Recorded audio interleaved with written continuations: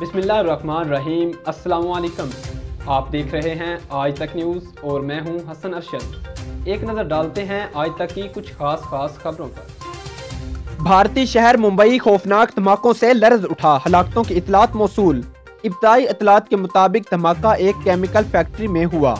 भारतीय खबरसां अदारे से मौसूल होने वाली इतलात के मुताबिक भारत का सबसे बड़ा शहर मुंबई खौफनाक धमाकों से लर्ज उठा। बताया गया कि इब्तदाई इतलात के मुताबिक धमाका मुंबई की इंडस्ट्रियल इलाके में वाक़या एक केमिकल फैक्ट्री में हुआ। धमाका इस कदर शदीद था कि शहर के दूर दराज इलाकों में भी इसकी आवाज़ सुनी गई।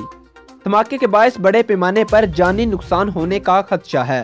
धमाके के बाद से रेस्क्यू टीमों को जाए वक़ुआ के लिए रवाना कर दिया गया, जबकि मुंबई के सिक्योरिटी अदारे वाक़या के हवाले से मजीद तफसीलात इकट्ठी करने की कोशिश कर रहे हैं। चिश्तिया में टिड्डी दल का हमला। सहराई इलाकों के बाद टिड्डी दल के लश्कर का चिश्तिया के नवाही इलाकों में हमला। असिस्टेंट कमिश्नर मियां सरमद हुसैन ने टिड्डी दल के खात्मे के लिए टीमें मुतहर्रिक कर दी। इन्होंने अपनी टीम के हमरा मुतासरा इलाकों का दौरा किया और किसानों के साथ इजहार अफसोस भी किया। असिस्टेंट कमिश्नर सरमद हुसैन ने टिड्डी दल के खात्मे के लिए रात गए तक अपनी निगरानी में स्प्रे करवाए। इन्होंने मीडिया से गुफ्तगू करते हुए कहा कि टिड्डी दल के मुकम्मल खात्मे के लिए हर मुमकिन इकदामात किए जाएंगे। याद रहे, रवां साल फसल गंदम और सरसों को बहुत ज्यादा नुकसान पहुंचा है, जिसकी वजह से किसानों की परेशानियों में मजीद इजाफा हो गया है।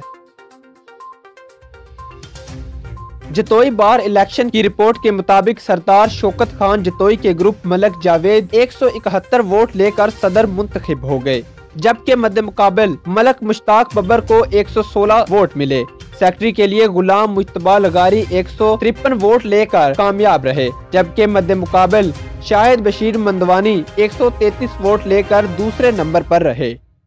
खबर शामिल करते हैं शांगला में, जहां बर्फबारी का सिलसिला जारी है, जिसकी वजह से सर्दी की शिद्दत में इजाफा हो गया है। मजीद जानते हैं नवीद अहमद की इस रिपोर्ट के मुताबिक। जी नवीद, बताइएगा।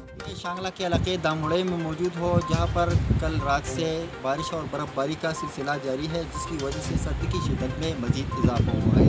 ये शांगला के बालाई इलाकों में शुमार होता है और कल रात से जो बर्फबारी का सिलसिला जारी है, जिसकी वजह से लोगों को शदीद मुश्किलात भी दरपेश है। बहुत शुक्रिया नवीद अहमद।